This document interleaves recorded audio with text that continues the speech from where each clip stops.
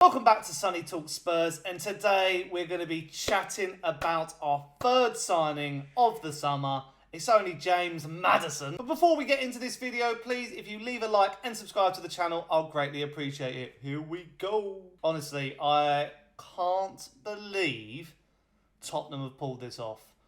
I feel like this is a proper underdog story. You know, we've come out of the ether. We've, defied the odds. We've impressed a lot of pundits and football personalities and people on Twitter.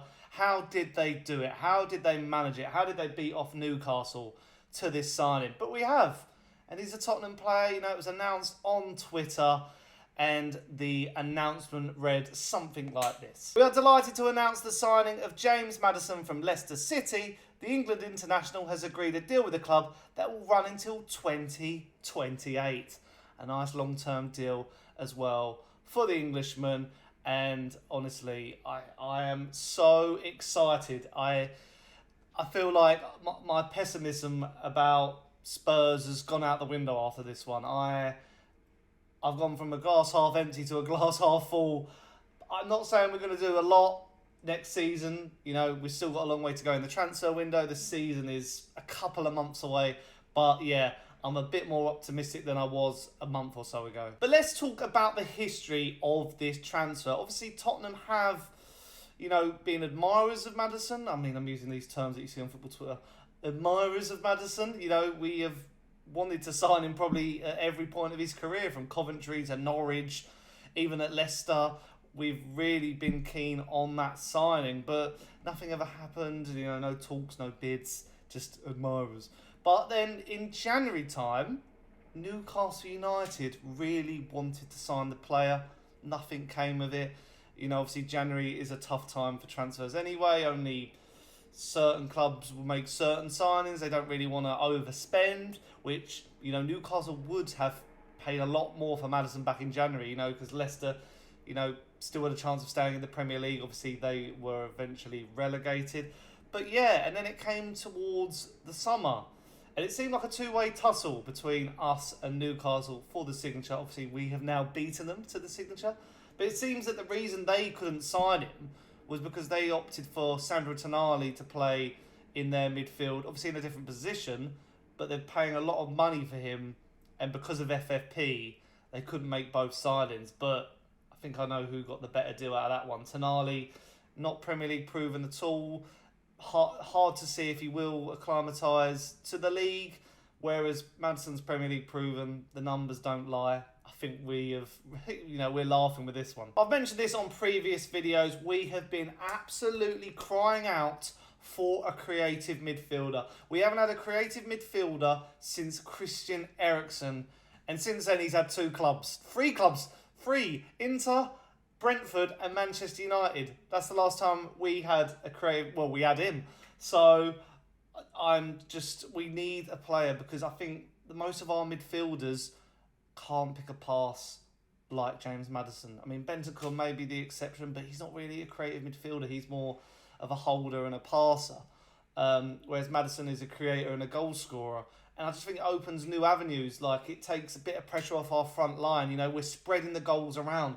That's what makes a successful team, in my opinion. If you can spread goals around your team, that's how you can win trophies. You can fire yourself up the league. And Tottenham haven't been able to do that for years. We're very reliant on Harry Kane, if not Son. And yeah, Maddison hopefully takes the burden off some of these players. Maddison's numbers have been absolutely incredible. They're on screen right now in a struggling Leicester side that got relegated to the Championship. I mean, he was one of the most creative, at least Englishmen, a couple of seasons ago. I saw a stat recently. I think he, apart from the obvious names, the Salahs, the Kanes, and players like that, he's next in the list. It's just a no-brainer to sign him. He'll also be perfect in the Ange system in one of those 2-8 roles, the creative of that midfield. And we don't, as I say, currently at the club have a player of that calibre to play that position. So it's ideal. I'm actually really shocked no other club apart from us and Newcastle were going in for him. Maybe a Chelsea, Manchester United, they're struggling to get Mason Mount done. And even Arsenal. I mean, maybe lesser Arsenal because obviously they've got Kai Havertz, but could he play that position? I mean, probably, and he would have got him from a lesser fee. And Kai Havertz, you know, a lot of question marks over Kai Havertz and the fee they've paid to get him in. I could have seen that one happening, but it hasn't. And obviously, you know, we got him for £40 million in this current market. I think that is, like, people don't understand how cheap that is in the current market. Maddison is probably an £80 million player. We've got him for half the price due to Leicester's relegation.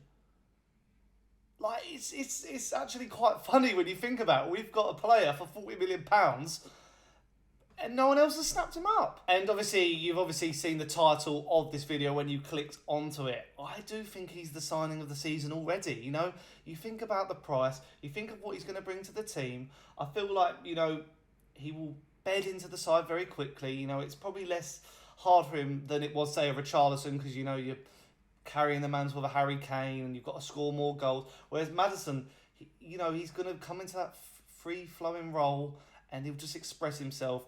And he'll be such a good player.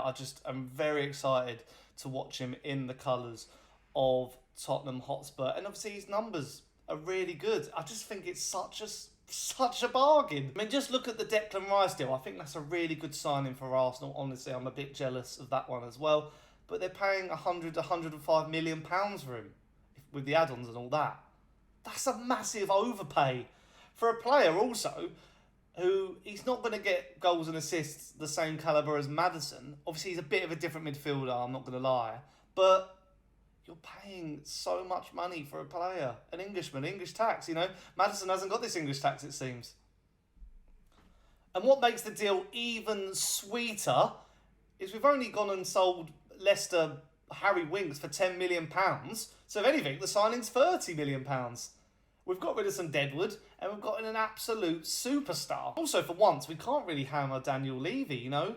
Brought in a player, you know, a star signing for a very good price, some really good negotiation as well. We didn't want to go up to the £60 million that Leicester had offered.